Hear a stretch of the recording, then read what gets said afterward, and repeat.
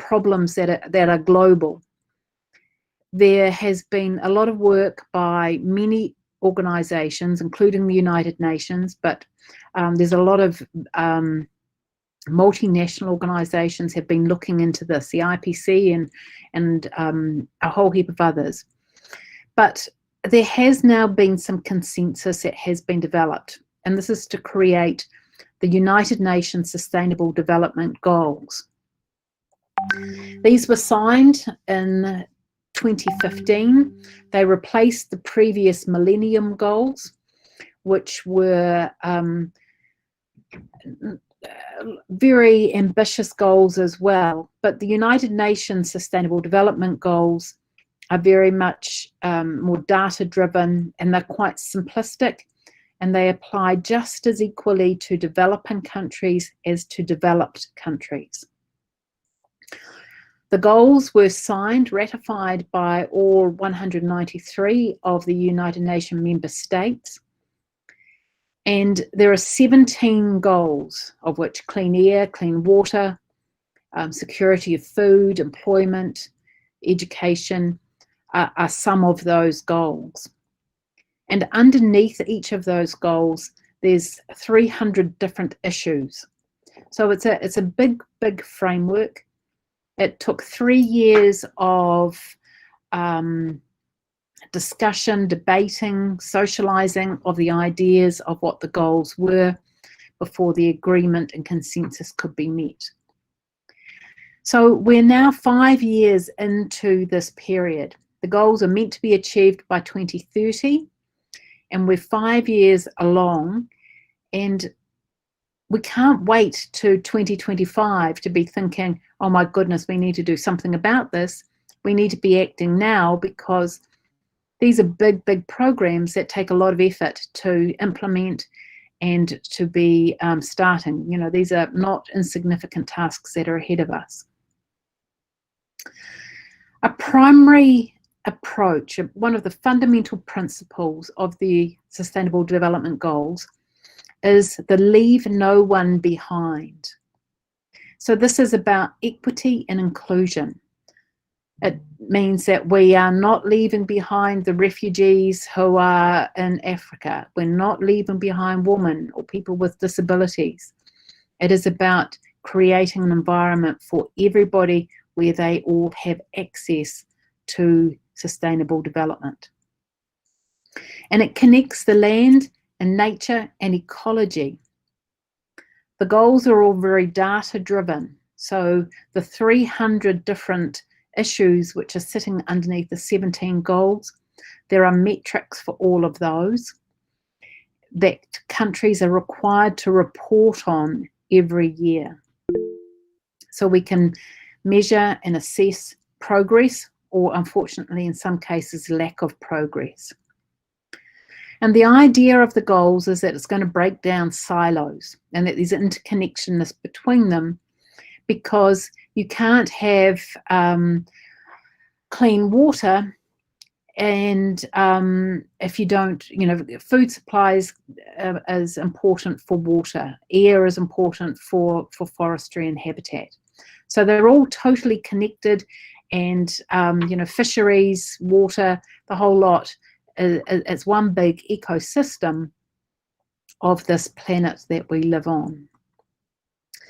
Now, I'm only going to talk about a couple of them because these are the ones where I am doing some work. And I mean, if I was to go into all 17 of the goals, we would be taking up a large part of your day. So if we talk quickly about clean water and sanitation. So clean water is essential. You know, obviously, we can only go 3 days without drinking clean water. So currently, there is millions of people who do not have access to clean water. And as engineers, we have a role, an absolute right, a must, that we are working to create clean water for all people. We currently have 3.5 million people every year dying from drinking dirty water. And of these deaths, 2.2 million are children. Obviously, they are the most susceptible to contamination of the water. So this is a challenge. This is a huge challenge. How do we actually create a good water supply for everybody? And we also have a huge number of people who don't have an effective sewage system. So obviously, if you don't have effective sewage, then you don't have clean water. And 80% of the wastewater around the world goes into waterways, streams, rivers, the ocean, lakes, without having adequate treatment. And if we don't have adequate treatment, then the fisheries die, you get nitrification of the soils, and the problem continue. So one thing that you need to be thinking of is how much water do you consume every day? In the area where you live, are you metered for your water? So a typical American goes through 300 litres of water a day. That's not what they drink, but that's what they would use for their swimming pool, for their shower, for consumption in terms of the manufactured goods. Now this is at a very, very high level, and obviously this is not sustainable.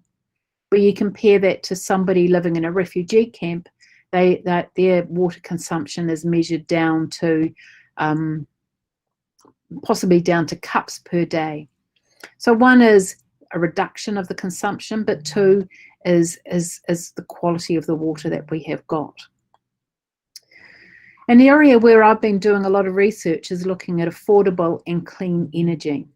So getting rid of burning of fossil fuels. Absolutely critical that we stop using fossil fuels and we get into renewable energies. So the world should be sitting on a renewable energy target of at least 80%, ideally 100%. New Zealand currently sits around the 75 to 80% mark of renewables every year, but we can still do better. There's still a lot more that we can do, and harvesting of solar energy is one of the ways that we can do it. So I've been putting a lot of research, and indeed I've got some wonderful PhD students who happen to be from your beautiful country, are looking at how we increase solar energy in New Zealand. And another one where I've been doing a lot of work is in sustainable cities and communities. So this is how can we make cities and settlements so that they're inclusive, so that all members have access to infrastructure, to services like healthcare, education, playgrounds. How can they be safe from crime, safe from natural disasters, wildfires, floods? How can they be resilient? And how can they, most importantly, be sustainable so that there is supply of security of food, security of education, health care, the basics of life. So the Sustainable Development Goals are something that we should be talking about every day. They're not just an academic paper that you pull out and read once a year and it goes back onto your bookshelf or your internet browser, you delete it from your history. It's something that we should be thinking about on a daily basis, and it should be the new blueprint for how we lead our lives. Things such as driving an electric vehicle is, instead of a fossil fuel vehicle, is a good decision, but that on its own is not sufficient unless we're also reducing our water consumption. Buying food that's got low food miles. Powering our house with renewable energies rather than nuclear or coal-fired. And so this has to become a walk the talk. And the fact that you are sitting in an establishment of higher education means that you have a privilege. You have had access to education. And therefore you must pay this forward and use the skills that you have got to implement, to promote, to socialize the Sustainable Development Goals, and make these a part of your life, and also make these a part of your career. How are you going to make these happen in every project that you do? There's a growing movement called Be the Change. And this is a movement largely being driven by people under the age of 30, not oldies like me. And this is about people who are using business as a force for good. They're trying to design a future, whether it be employment for everybody, regardless of your criminal history, of your disability, of your gender, race, ethnic, or religious beliefs. So it's about inclusion, but it's also about how do we actually have businesses where we're looking at the triple bottom line, not just economic factors, but what are the social and what are the environmental benefits of the balance sheet. And so it's really important to be thinking, who inspires you? Who is going to be the person who you look up to? Who is going to be your mentor, your guide in terms of this? And so, you know, the business people who you want to emulate, who are going to be important to you in terms of inspire you in your career, you need to be thinking about who are they going to be now, and so that you can look at what are they doing that is right, and how are they working to make the Sustainable Development Goals a better place. And I recently ran an exercise with our staff here, and it's an exercise that I ask you to do yourself, which is to write your own retirement speech. Now, this might seem like you know, you're just starting out on your career, but if you actually have your end goal in mind, what do you want your legacy to be? What is it that you want to be known for, so that in 40, 50, 60, whatever it is, many years it is to you retire, if you actually have in mind what is going to be said about you at the time of your retirement. I am known for, these are the things which I have achieved. I have made this environment a better place for, I have mentored, I have included, I have increased renewable energy, whatever it happens to be. What is your goal going to be? If you actually have your end point in mind, it actually helps become your true north, the pivot point for when you're making big career decisions. Do I do this project? Do I take this job, that contract? It actually helps you to know where you're going and what you're going to do. If you have in mind, what is your purpose? Why are you going to get out of bed other than the fact that I'm going to make some money today? You need to be thinking about, I'm going to make this world a better place to be. So that's all I've got to say. I guess, have we got time for me to take some questions? Ma'am, I have a doubt. Shall I ask you? Yes. I have read out your research projects, and you have mentioned that NSA building solutions for affordable functional housing and aging and changing communities. Can you please explain about that project so that we will be understanding about those things? Sure. We've got a number of projects that that we've been doing here. And I mean, I'll just run through some of them briefly. So we have a project on healthy housing, and this is it's a really exciting project. It's very multidisciplinary. So we work in a team with respiratory physicians, clinical psychologists, biostatisticians. I bring the building side of it, where there's physicists. There's a whole heap of really exciting different we've got economists on the team. We've got a lot of really, I mean, very far wide-ranging different disciplines in the team. And with that research, we have been able to trial different ways of improving the quality of housing. So New Zealand housing is often cold and damp. So it's winter at the moment. And so we're going to have some homes where the indoor temperature might be 3 degrees tonight. That's the same temperature as where you want to keep your beer, right? Not where you want to tuck your children up for the night. So we've been working on what are the low-cost, affordable ways to improve the indoor air quality, the temperature, the insulation, the ventilation, infiltration. There's a lot of things that we can do.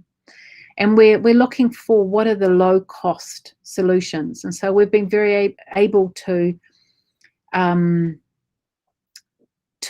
create changes in government policy that have brought about different funding mechanisms for ways to improve housing. We also have a program on healthy schools, and I touched on that a little bit with talking about the CO2 level. So we've been doing a lot of work on how to make schools a better environment. And so again, a lot of different parts come into this. So one of the things we realized that trying to do our research was incredibly expensive. So if I wanted to put instruments into a classroom, I would typically spend about 15,000 New Zealand dollars just on instrumentation.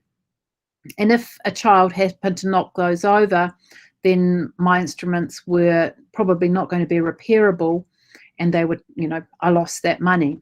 And it also made my projects incredibly expensive to do. So we worked with some sensor scientists, some computer scientists, software scientists, and we created a space, some instruments, so we could measure the indoor air quality much cheaper. So we brought the cost of those down to about 400 New Zealand dollars, just by having some really cool engineers and some amazing students working on a project with that. And so as a result of that, we are now measuring the indoor air quality in a lot of classrooms, and we've now branched out into human biometrics, so we can put portable EEGs onto children, and we're measuring what is their brain function. So we now know that when we change the environment in a classroom, we can improve how the children can think, how they process, how much time they are on task and on focus, as opposed to being distracted and because they're in a stuffy classroom. We're looking at acoustic solutions to make a classroom quieter, so we reduce background noise. We're looking at solar air heating. As I mentioned, we've got 2 very clever Indian students who are working in this space, because we want to bring in fresh air into a classroom that's preheated. And when we do this, we reduce the need of to have purchased heat. So we've got a lot of really cool projects in that space. And you touched on the question there about universal design. So we've also been doing some work about what is it for an elderly person to have the entrance of their home so that they cannot get over it. So if there's a step, we found that people who are using a walking frame, or they have what we call a moon boot, a big rigid boot on their foot because they might have swollen ankles, we found that these are things where there's a big problem for them. So we're redesigning an entranceway so that we can have it dead level for elderly people. Thank you, ma'am. Thank you for the explanation of the project. And a lot of questions are available in the chat box. I will be reading one by one. Sure. Shall I read? Yeah. Yes, sure. First question is from Jyoti Lakshmi. Is there any specific criteria or techniques to incorporate the sustainability in existing building? Yes, there is. And it depends on what climate you're in. So if obviously you've got a need for cooling and shading, and so there's a big area that you can do for that. And I mean, passive passive solutions work well on many buildings.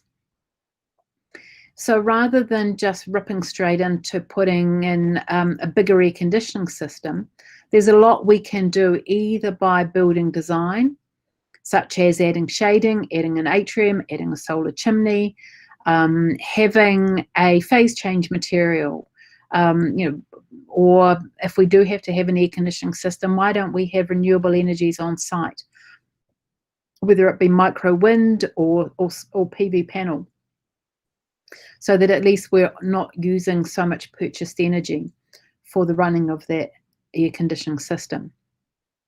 For housing is easier to deal with than commercial buildings because it's a much lower scale and the energy demand isn't as big. Thank you, ma'am. And another question from Gokul Krishnan. In India, we are 130 crores of people. And what the steps we can able to attain the sustainability for this country development as well as for the infrastructure development? For the countryside? Yeah, most of the people are low income people, around 80 to 90 crore people, and they could not able to afford a costly techniques or costly equipments to maintain the sustainability. They will be purchasing whatever the economically lesser value and they will utilize it. So how the sustainability can be achieved in a large country like India? So using indigenous materials to build is a very important place to go. So rather than wanting to have steel structures, building with natural timbers and mud, your indigenous architecture for especially in rural areas is important, but we need to be thinking about protection of that resource. So if we chop down all the trees to build housing, or for biofuel, then we don't have them in time. So coppicing wood. So it's all about replenishment, and sustainability is really important. We talked about the water, and we talked about basic principles, using shading in order to try and have heat protection. Thinking about where do you cook food, and can we use a solar air cooker as opposed to a biofuel, because obviously burning biofuel inside inside a hut leads to huge amounts of air pollution, particularly for the women who are doing the cooking. So this is an important area to be looking at too. Thank you, ma'am. And now Industrial Revolution 4.0 is going on worldwide as a globalization. And how this sustainability will be adopted by those people, industrialists or entrepreneurs, or those kind of industrial revolution. So again, a lot of the similar principles. So in terms of the Industrial Revolution, it's how do you actually have cleaner materials?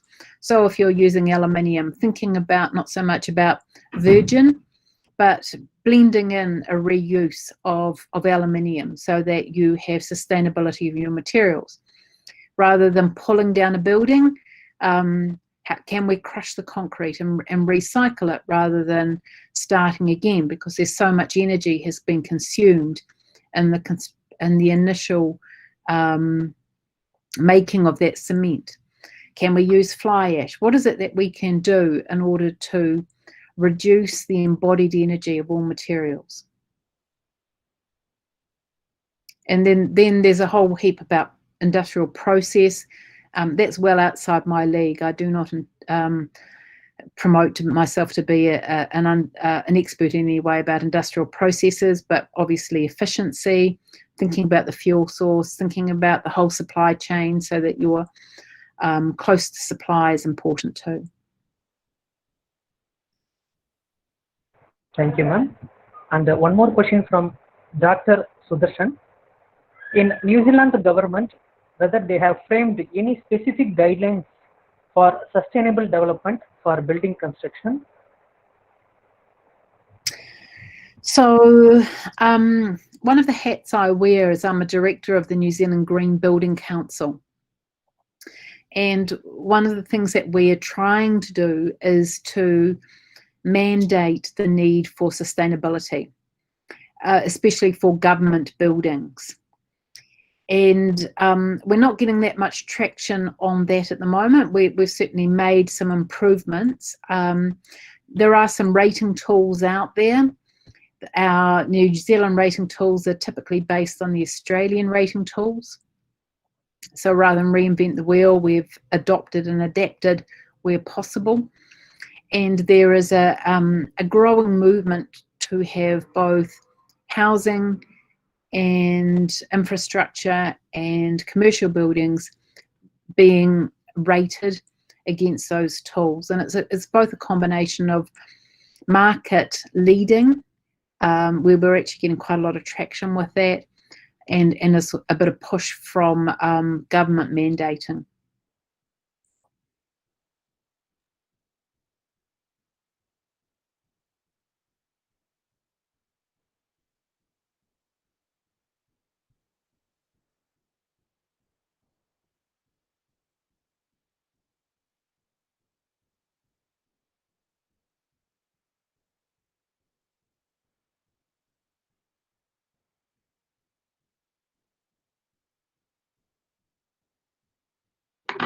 Are there more questions you would like me to answer? Yeah, thank you, ma'am. And a few more questions are there. Shall I ask? Sure. What are all the issues and the problems faced while implementing the sustainability? Well, I mean, one is affordability, and there is a lot of people who, I mean, I'll give an example of one of my colleagues who is in the middle of building a new house. And, you know, I've said that it's really important that they bring in sustainability into the design of their new house. And somehow it gets dropped off the list of priorities. So when people are thinking about what's their gorgeous new kitchen going to look like, or, you know, how's that trendy bathroom going to be, sometimes there are so many competing demands that sustainability gets dropped off. So it's just a message that we need to continue to push, to continue to promote and socialize these ideas so that it becomes an important feature whenever a factor that everybody considers and builds into their design thinking. We're using sustainability a lot more for social housing, with the understanding that fuel poverty is a very big issue in New Zealand. So people who are needing to be in social housing often cannot afford energy for heating. They might not be able to afford sufficient energy for healthcare and for food. And so heating becomes well off the bottom of the radar. So having a house that is going to be passively heated with the sun becomes really important.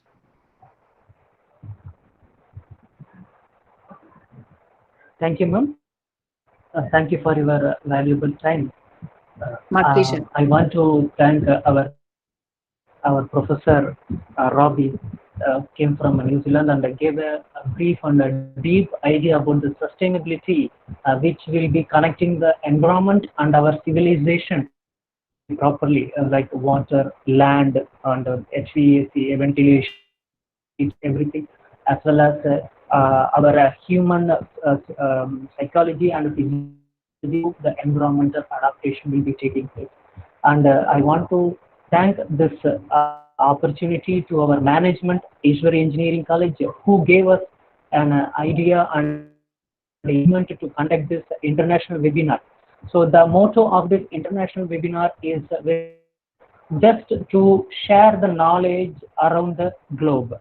So wherever a new idea is implemented, the same thing can be adapted to another country, other people, with respect to the environment and available materials and all the things.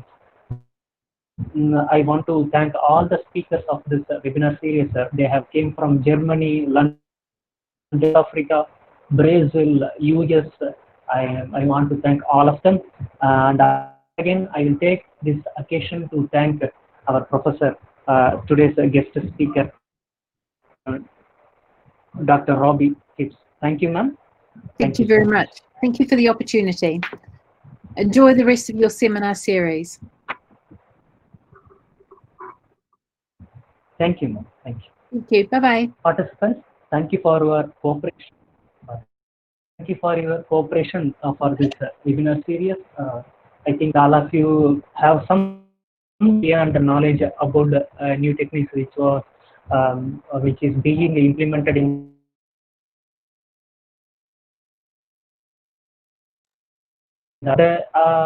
these ideas and techniques in our country or in our living place. Whenever we have an opportunity,